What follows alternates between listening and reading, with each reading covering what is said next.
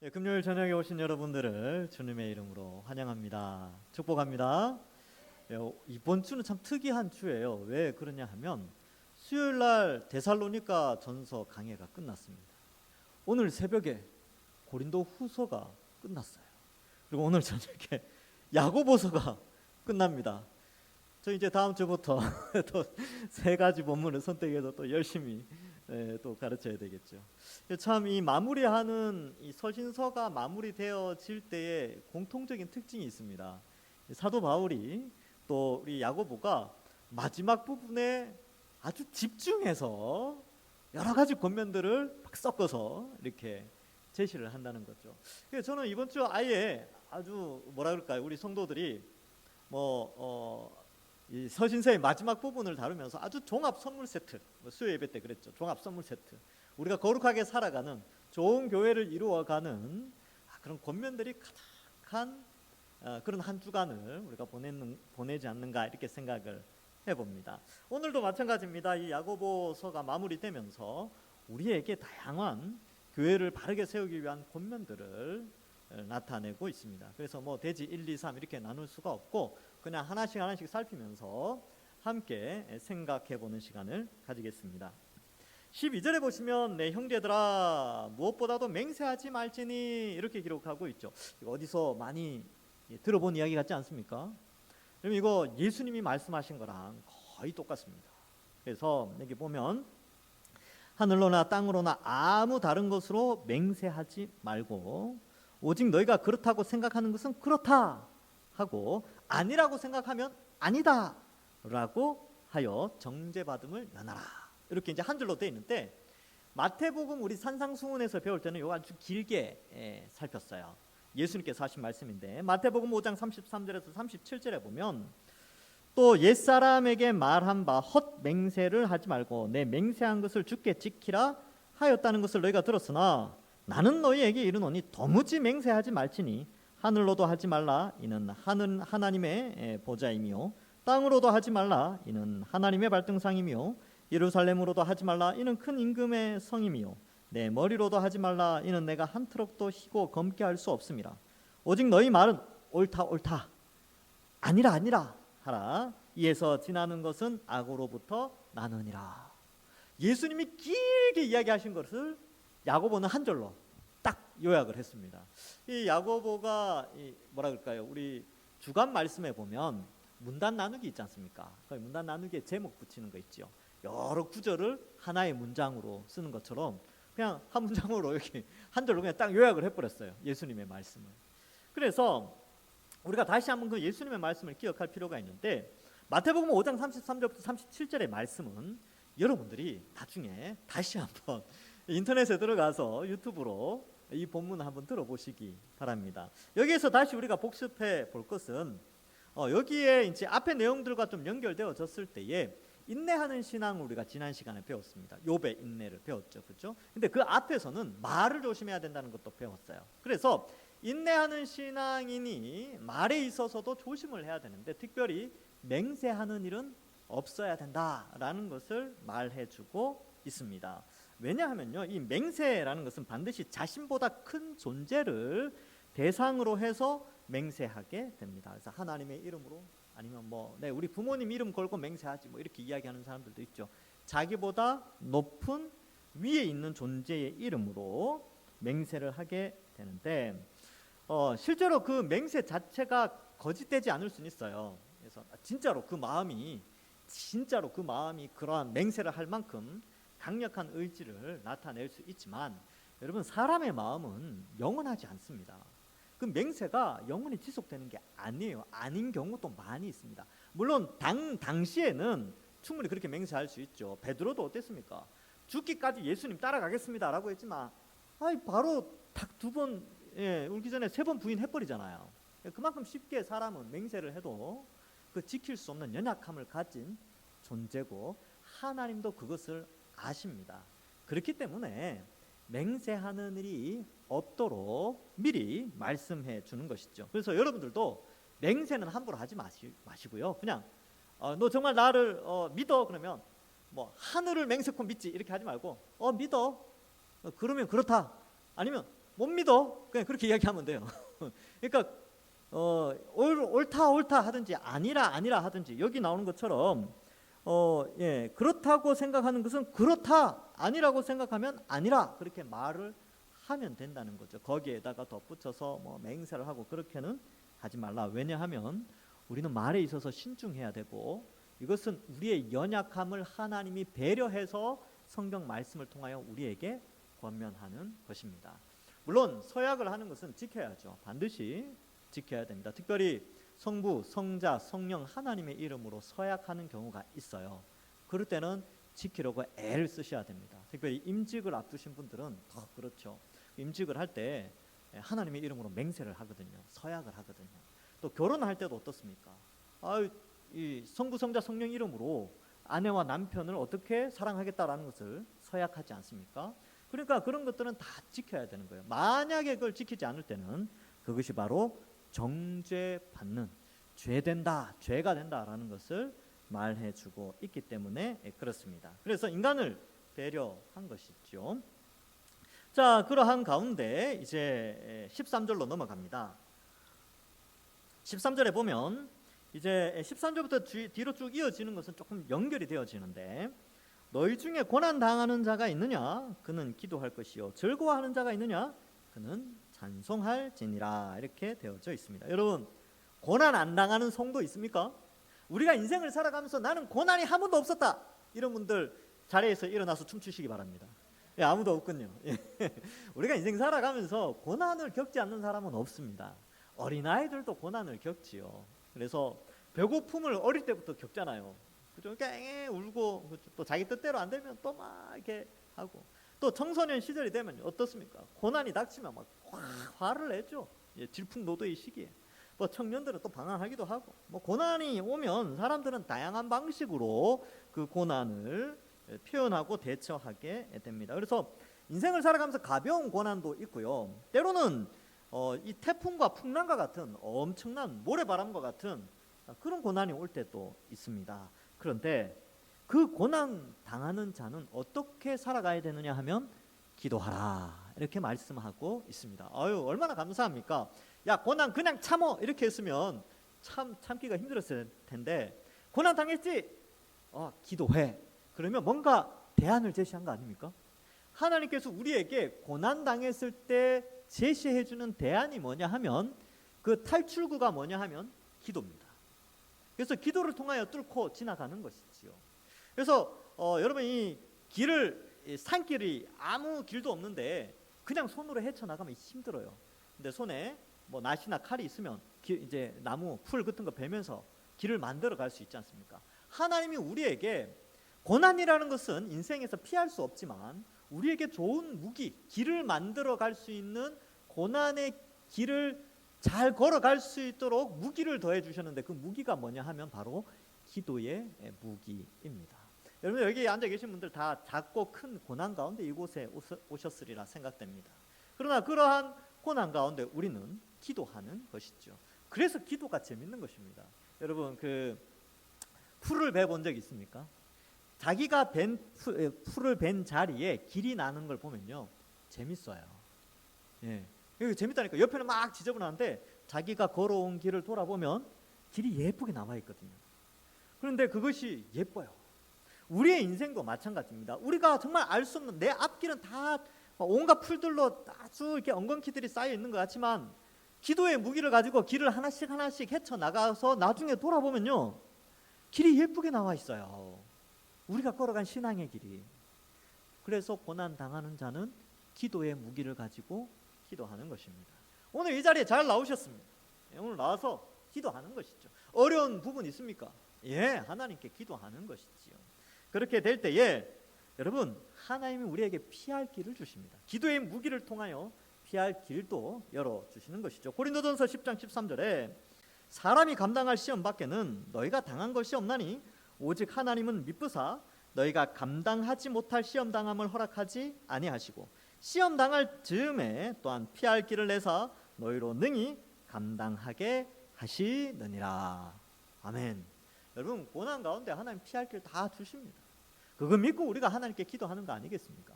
그 피할 길 맛보고 여기까지 오신 분들 꽤 있으시죠. 예, 여러분 인생 가운데 피할 길을 맛보신 분들은요, 이 기도를 놓칠 수가 없어요. 왜냐하면 그 길을 발견했을 때 하나님 주시는 은혜가 너무나 크기 때문에 그렇습니다. 자, 두 번째로 여기 보면 즐거워하는 자가 있느냐, 그는 찬송할지니. 이거 조금 쉽습니다. 고난 가운데 기도하는 건 사실 좀 쉽지는 않아요. 고난 가운데 기도에 나가기 전까지 온갖 생각들과 다른 방식, 고난을 해결하는 방식들 생각하고 그러는데, 즐거우면 찬송하는 건 우리 한국 사람들이 잘해요. 우리 기쁨 어떻습니까? 노래 잘 부르잖아요. 예, 그렇죠. 그래서 마을 잔치한다 그러면 항상 노래가 빠지지 않습니다. 즐거운 일이 있으면 노래가 빠지지 않지요. 그래서 우리는 기쁜 일이 있을 때, 즐거울 때 찬송을 하게 됩니다. 그래서 여러분, 이 세상 사람들과 우리의 차이는 거기에 있어요. 여러분, 세상 사람들은 고난 당하면요, 술 마시러 가요. 힘들다고. 세상 사람 기쁘면 뭐 합니까? 또 술 마시러 가요. 그래서 술 마시고 노래방 가서 노래하고 뭐 그렇게 기쁨을 해결하죠. 우리는 고난 당할 때 기도하고요, 또 즐거우면 하나님 찬송하고 하나님께 영광 돌리는 것입니다. 제가 뭐 세상 노래 부르지 말라 이런 뜻이 아니고, 우리는 늘 우리의 구원과 하나님을 생각할 때 그때마다 우리 입술에 찬송이 넘쳐나야 된다라는 것을 표현하고 있습니다. 그래서 히브리서 13장 15절에도요, 그러므로 우리는 예수로 말미암아 항상 찬송의 제사를 하나님께 드리자. 이는 그의 이름을 증언하는 입술의 열매니라. 그래서 예수님 때문에 하나님께 찬송의 제사를 드려야 된다, 이렇게 기록하고 있습니다. 그래서 찬송하는, 즐거울 때 찬송하는데 그 즐거움의 원인이 어디서 오냐면 예수님 때문에. 그래서 예수님 생각하면 기쁜 거죠. 일이 잘 안 풀리다가도, 그래, 내가 원래는 지옥 가야 되는데 나 같은 죄인을 사랑해 주셔서 2000년 전에 예수님 십자가에 달려 대신 십자가에서 달려 죽으시고 그리고 부활하셔서 하나님 우편에 계시는구나. 내가 그 예수님 믿고 예수님 길 열어놓으신 그 하늘 축복을 내가 받는 자가 되었구나. 야, 예수님 때문에 내가 참 기쁘다. 그러면서 찬송하는 것이죠. 그래서 여러분들 그 어려움이 있을 때도요, 사실은 고난 가운데 기도도 해야 되지만 고난 가운데 예수님을 생각하면서 찬송도 해보십시오. 그러면요, 그 고난을 쉽게 이겨나갈 수 있고, 오히려 슬픔이 기쁨이 되어지는 것이 무엇인지 개인의 간증으로 남게 되어집니다. 그래서 하나님 그런 모습들을 기뻐하세요. 오히려 내가 찬송하리로다. 고난 가운데 내가 오히려 찬송하는 그런 신앙으로 서 나가는 것이죠.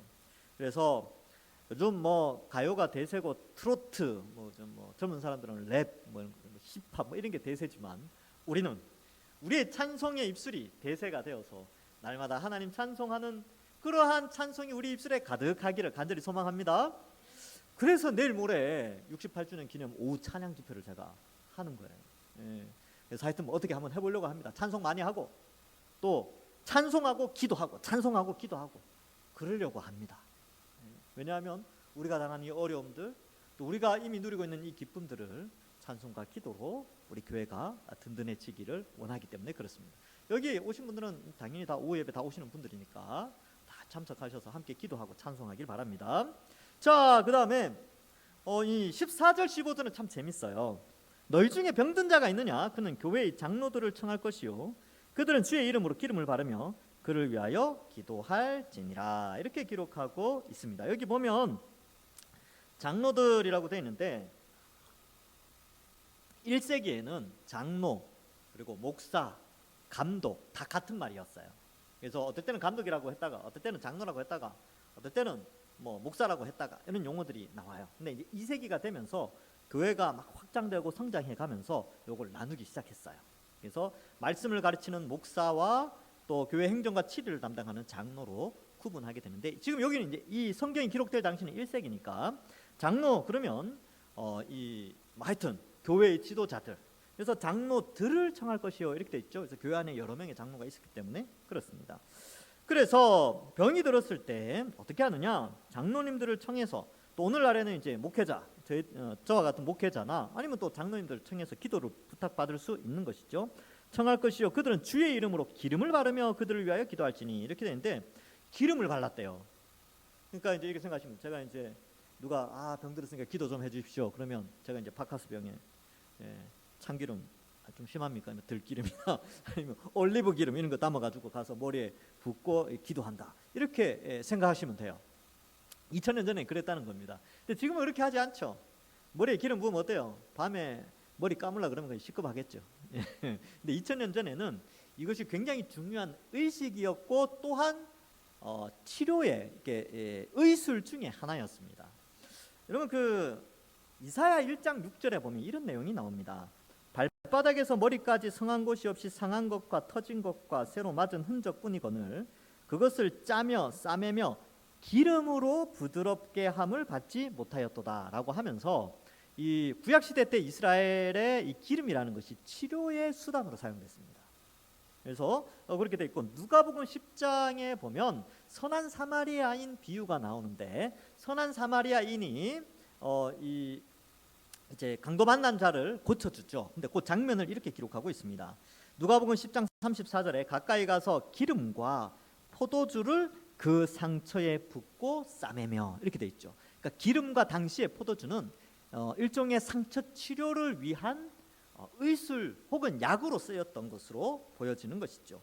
그리고 자기 짐승에 태워 주막으로 데려가서 그를 돌봐주니라 이렇게 되어져 있습니다. 그래서 이 장로들이 병든 자에게 가서 기름을 붓고 기도하는 것은 치료의 행위와 함께 기도로 하나님께 치료해 달라는 의미가 있는 것이지요. 오늘날에는 기름을 부을 필요가 없습니다. 왜냐하면 의술은 하나님이 일반 은총에 의하여서 오늘날에 너무나 많이 발전시켜 주셨습니다. 믿는 자든 믿지 않는 자든 다 하나님이 물과 공기와 햇볕을 주신 것처럼 믿는 자든 믿지 않는 자든 하나님이 공통적으로 의술을 발전시켜 주신 것이죠. 그래서 오늘날에는 그런 병든 자는 어떻게 합니까? 목사님께 기도받고요. 이게 주일날 이제 오셔서 기도 받으시고 또 병원에 가셔야 됩니다. 병원에 가셔서 치료 받으시고 또 약 드셔야 될 것 있으면 약 드시고 그렇게 하는 거죠. 그러한 가운데 하나님께서 그를 치유해 주시고 빨리 회복시켜 주신다는 것입니다. 무턱대고 그냥 하나님 다 고쳐 주시지 약도 필요 없고 의사도 필요 없어 이런 분들이 종종 우리는 없는데 간혹 그런 약간 좀 이상한 쪽에 빠져 계신 분들이 있어요. 그런데 절대 현혹되면 안 됩니다. 그래서 이러한 기도가 필요한데 이러한 기도는 하나님께서 고쳐주신다 이렇게 믿으셔야 돼요. 그리고 또 뒤에도 계속 이제 이 기도에 대한 그리고 병에 대한 것들이 나오는데 이렇게 기록하고 있습니다. 믿음의 기도는 병든 자를 구원하리니 주께서 그를 일으키시리라. 혹시 죄를 범하였을지라도 사하심을 받으리라. 이렇게 표현하고 있습니다. 그래서 여러분 여기 구원 믿음의 기도는 병든 자를 구원한다라고 했는데 구원한다라는 단어가 뒤에 나오는 일으킨다라는 것과 연결되어 있어서 치료를 의미합니다. 그래서 여러분 오해하시지 말아야 될 것 이런 거 있어요. 오늘날에 병들면 치유 은사가 있는 사람에게 찾아가야 된다 이런 분들이 종종 있는데 아니요. 성경의 원리를 꼼꼼히 연구해 보면요. 당대의 의술을 사용하고 교회 지도자들에게 기도를 받으라라는 뜻이 야고보서에 기록되어 있습니다. 그럼 오늘날에 그럼 신유의 은사 있는 사람들은 없습니까? 저는 없다고 믿어요. 정말 있다면 그 사람은 의사예요. 의사 지금 이제 의대를 나와서 의사 시험을 쳐서 그죠? 병원에서 의사 하시는 분들이 저는 어떻게 보면 하나님이 그들에게 은사를 주신 거다. 선물이죠. 주셨다 이렇게 생각을 합니다. 치료하는 은사. 근데 그러한 전문적이지 않은 또 하나님이 일반 은총에서 벗어나서 신비주의적인 형태로 손에서 능력이 나가서 고침을 받는다라는 것은 상당히 조심해야 합니다. 그래서 미국의 그 존 메가더 목사님도 그러한 부분들을 좀 조사를 하셨어요. 제가 예전에 본 교회론이라는 책에 그분이 참 바쁘신 분인데 그런 것까지 다 조사를 해가지고 보니까 대부분 위약 효과가 많았다 이렇게 표현하고 있습니다. 그리고 병이 실제로 나았다면 그것은 그 사람의 능력이 나간 것이 아니라 많은 사람들의 기도로 나은 것이다 라는 결론에 이르게 되는 것이죠. 왜냐하면 기도는 치유하거든요. 그래서 환우들을 위해서 계속 기도해야 됩니다. 그러니까 제가 누군가를 고친다 이렇게 생각하는 게 아니고 우리가 같이 기도해서 또 목사님의 기도로 말미암아 하나님이 고치신다 이렇게 생각하셔야 된다는 것입니다. 그래서 제가 이제 왜 이런 말씀을 하냐면 지금도 우리나라에는 또 뭐 미국에도 마찬가지고 치료 카드라는 걸 나눠주는 사람이 있어요. 제가 이제 그거 보고 이거 무당이 부적 나눠주는 거하고 정말 흡사하더라고요. 그래서 카드를 딱 던져줘요. 빨간색 카드를 딱 받으면서 막 몸을 막 떨어요. 막 또 바닥에 엎드려져서 막 쓰러지고 막 하나님이 내게 치료의 카드를 뭐 완전 무당 사이비죠. 그런 거 없어요. 그냥 성경의 원리대로 가야 됩니다. 그래서 그런데 현혹되지 말고 또 누가 막 손에서 광선 나가서 막 이러면 막 쓰러지고 기절해 있고 하는 거 있잖아요. 그런 거 보면 아유 조작도 많고 또 그냥 왜 쓰러져 있었냐 그러면 괜히 일어났다가는 쪽팔릴까봐 누워 있었다고 그런 사람도 있고 또 영상을 찍은 거 보니까요. 예, 누워 있는데 계속 들썩들썩해요. 들썩들썩해. 일어나고는 싶은데 못 일어나고 눈치 보고 막 다른 사람이 기도 안수해 주는 거 보고 막 구경하고 있고 누워가지고 근데 막 그 앞에서 뭐라 그럽니까? 성령의 능력으로 지금 치유의 과정으로 다 쓰러져 있다. 뭐 그런 식으로 설명을 하는 경우가 있는데 그렇게 하지 않고 성경의 원리는요. 아프시잖아요. 그러면 기도 받으시고 병원에 가셔서 치료 받으시면 됩니다. 그리고 고쳐지면 하나님께 영광 돌리고 고침이 없다 하더라도 그래도 하나님께 영광 돌리고 하는 뜻이 있겠죠. 왜냐하면 기도를 이루어 주시는 것은 하나님의 주권에 달려 있기 때문에 그렇습니다. 자, 그래서 여기 보면 병든 자를 구원해 주는데 주께서 그를 일으키시리라. 혹시 죄를 범하였을지라도 사심을 받으리라. 그래서 이 혹시라는 단어가 중요한데 왜 그러냐면 병 중에 죄 때문에 오는 병이 있고요. 죄와 상관없는 병이 있어요. 근데 여러분 그거 구분할 수 있습니까? 없습니까?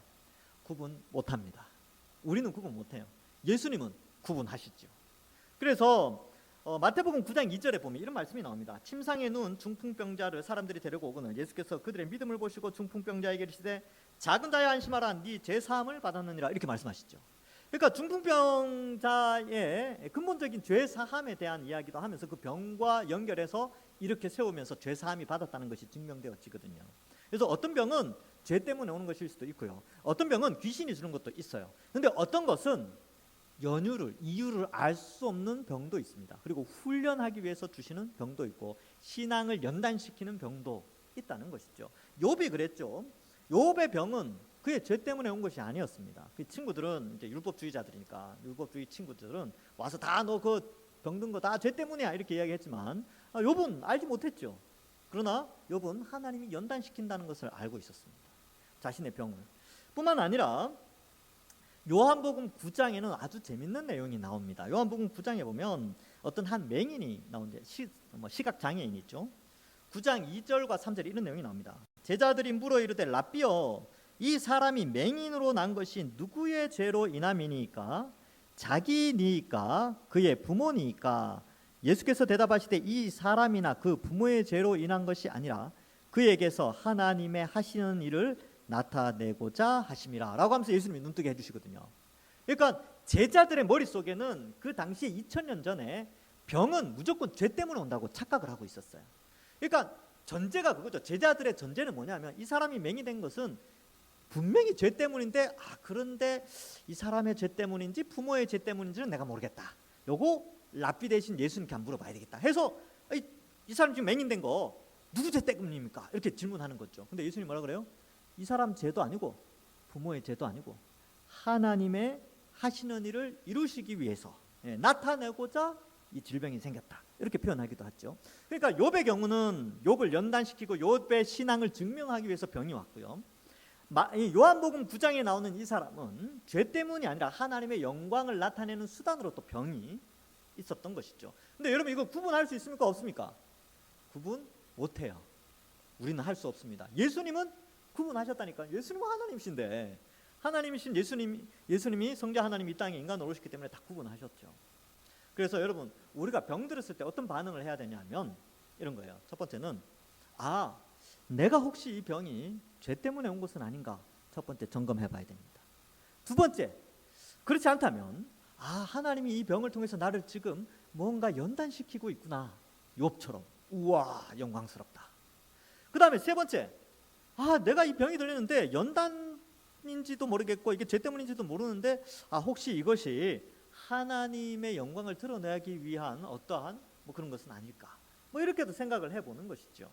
그러니까 누군가가 아프다 그러면요 이제 내가 아플 때 죄 때문인가도 생각해보고 그 다음에 연단받는 기회다라고 생각하시고 죄를 멀리하는 기회가 되어지는 것이 좋은 것이죠. 그래서 이 문맥의 흐름에서는 병과 죄를 조금 연결시켜서 야고보는 설명을 하고 있습니다. 왜냐하면 1세기에 이 야고보가 가지고 있던 생각의 그 부분이기 때문에 그래요. 그래서 이것이 틀린 것이 아니라 병을 해석하는 세 가지 중에 한 가지로서 야고보는 병을 죄와 연결시켜서 설명을 해주고 있는 것이죠.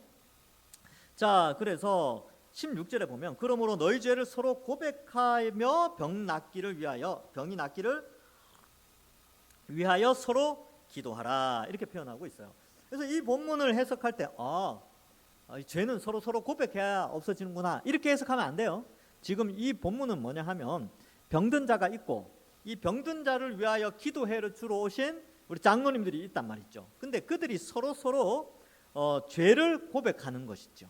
그럼 이게 뭐냐? 이거 되게 오해할 수 있잖아요.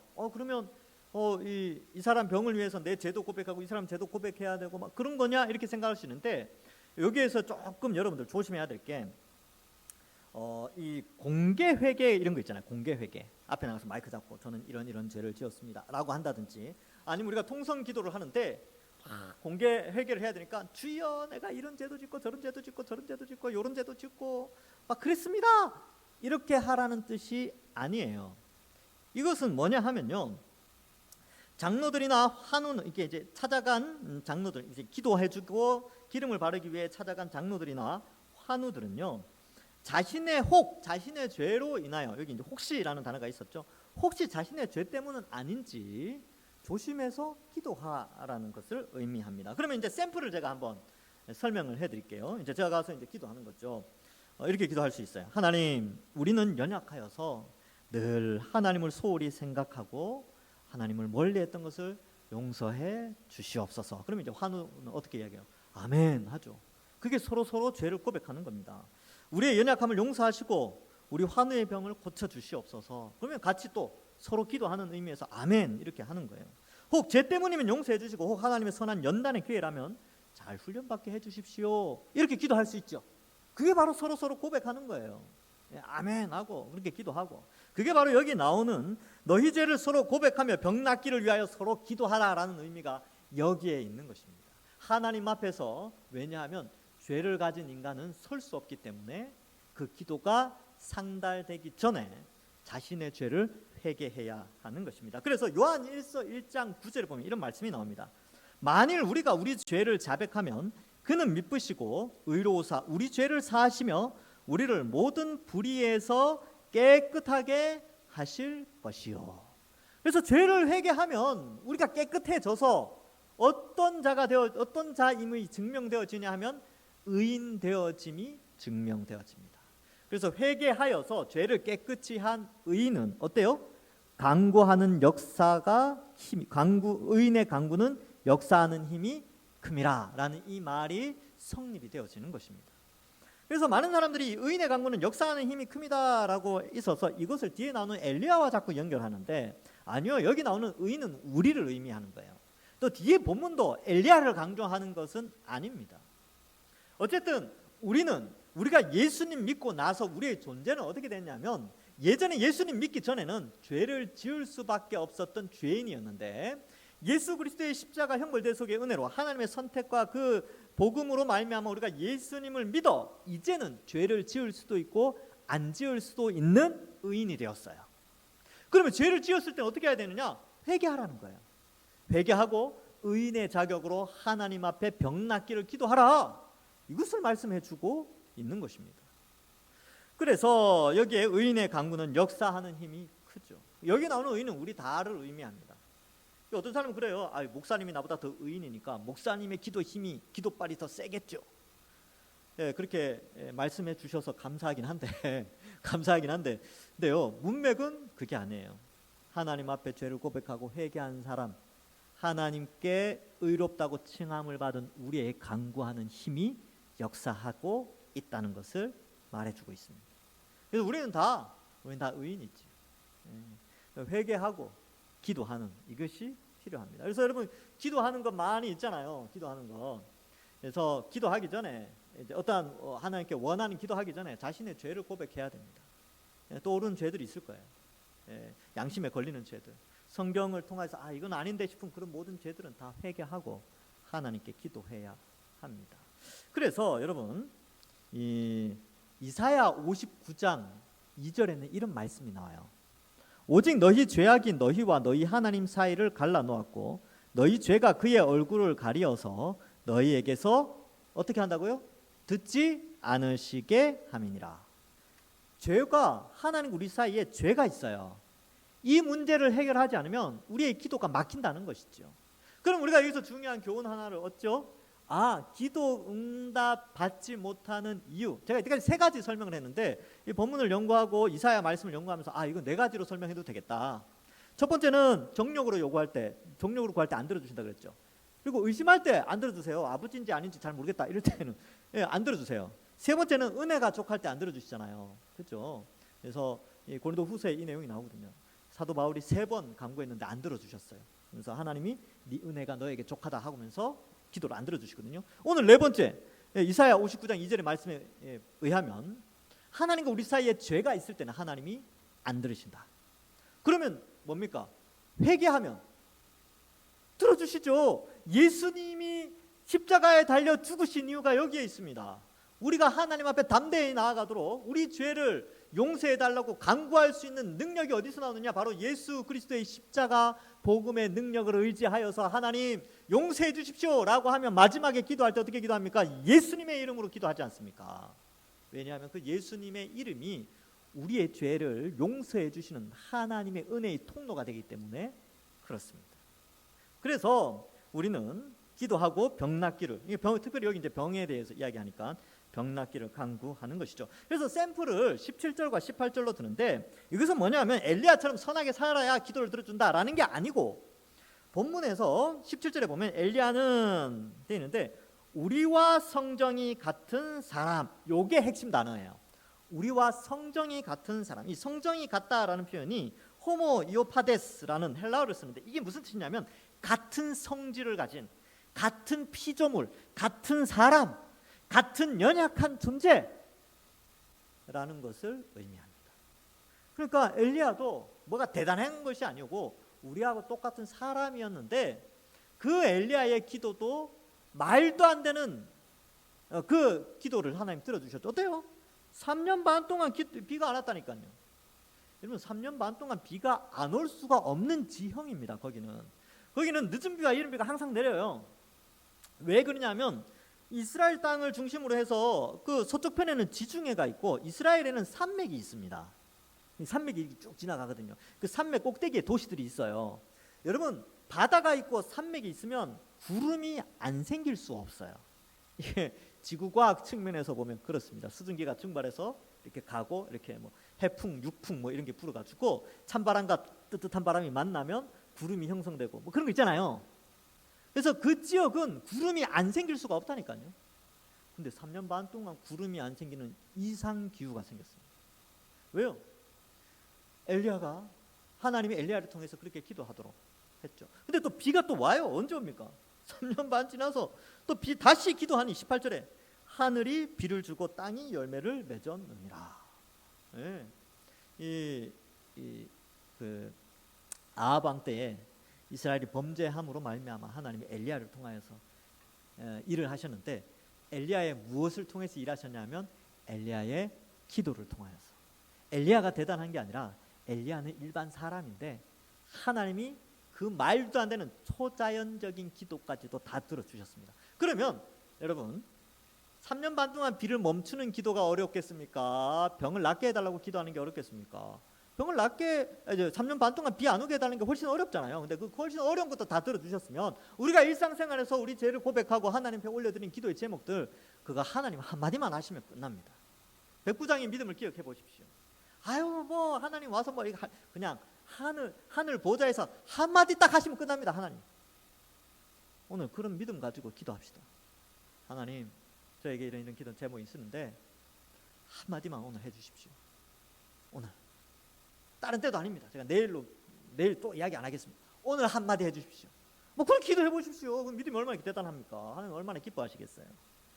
그래서 의인의 간구는 역사하는 힘이 큰데 죄를 회개한 의인이 또 엘리야처럼 성정이 같은 인간이 하나님께 기도할 때 하나님은 반드시 들어주신다.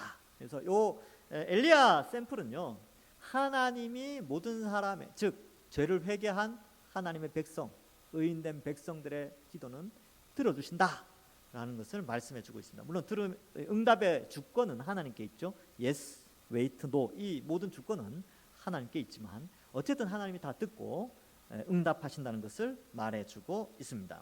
자, 19절과 20절은 또 다른 주제를 표현하고 있습니다.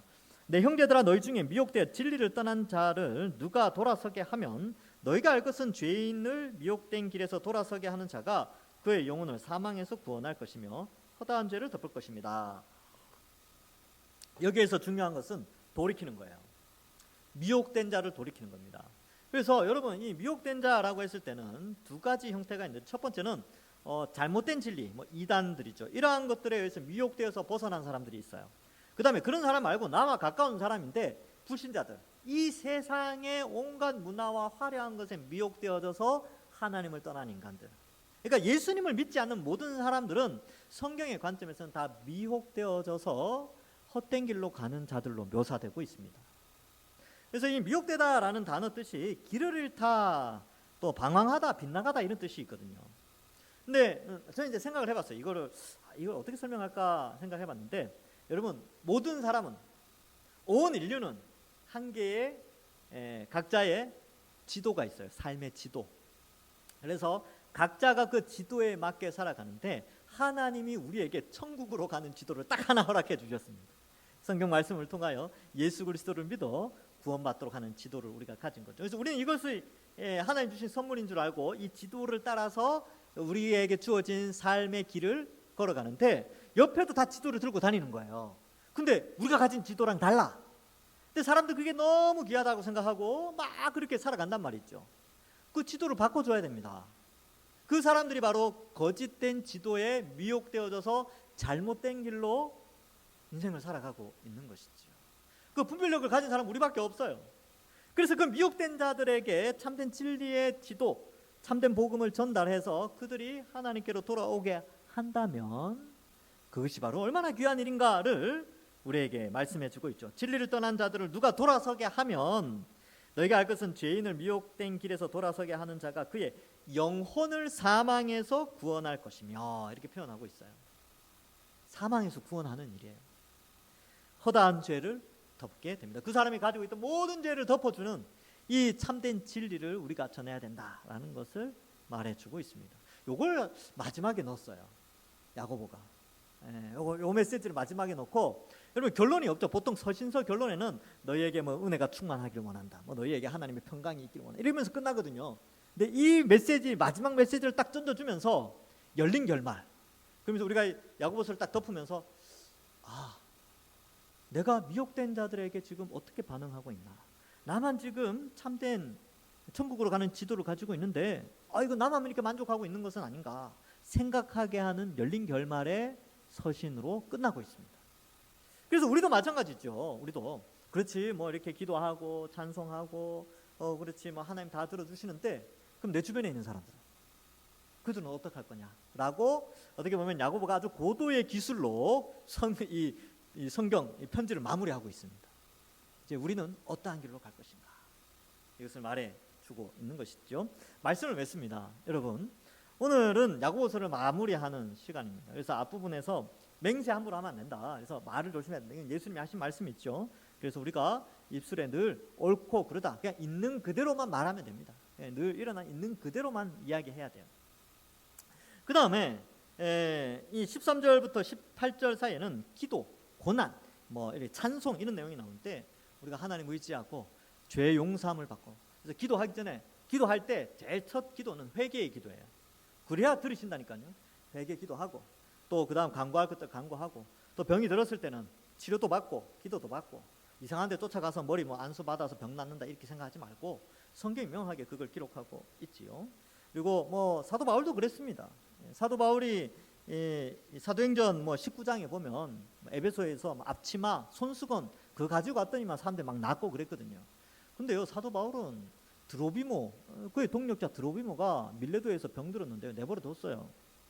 디모데가 윗병으로 고생했잖아요. 뭐라고 이야기했냐면 그 손수건 하나, 사도 바울 손수건 하나 갖다 주면 병 낫잖아요. 근데 야 너 포도주 먹어.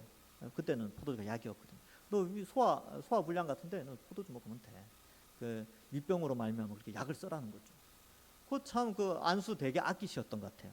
사도 바울이 그 안수에서 낫게 하면 될 텐데 자기 사역자들인데 그냥 치료하라는 거죠. 그러니까 이런 것들을 생각해 볼 때 오늘날 뭐 이렇게 막 치료 사역자들 이런 거 조심해야 된다. 자 그것을 말씀드렸고 또 이제 마지막 마무리는 그거죠. 우리 주변에 길을 잃고 헤매는 이 세상의 악한 것들에 미혹되어 있는 자들 어떻게 할 거냐? 교회가 그들을 전도해야 된다라는 것을 말해주고 있습니다. 아무쪼록 우리 동산교회 모든 성도들 이 말씀을 기억하면서 늘 우리 입술에 파수꾼을 하나님이 세워주시고 기도하는 기쁨, 고난 가운데 기도하는 즐거움, 또 찬송하는 즐거움, 또 회개하며 또 기도의 즐거움을 알아가고 영혼 구원하는 일에 힘써서 하나님께 칭찬받는 우리 모든 주의 백성들 되시길 주님의 이름으로 간절히 축원합니다. 기도하겠습니다. 하나님 아버지 은혜를 감사합니다.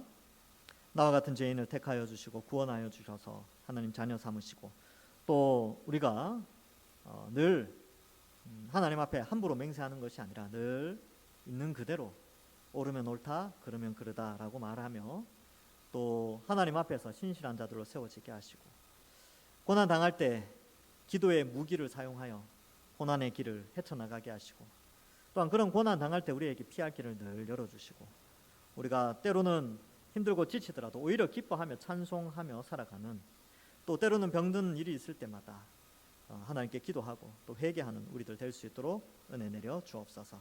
또한 우리 주변에 미혹되어 진리를 떠난 자들이 가까이에 있다면 우리가 기도하면서 그들이 예수님 믿을 수 있도록 도와주는 우리 모든 주의 백성들 되게 하여 주옵소서. 모든 영광 하나님께 올려드리오며 예수님의 이름으로 기도하옵나이다. 아멘.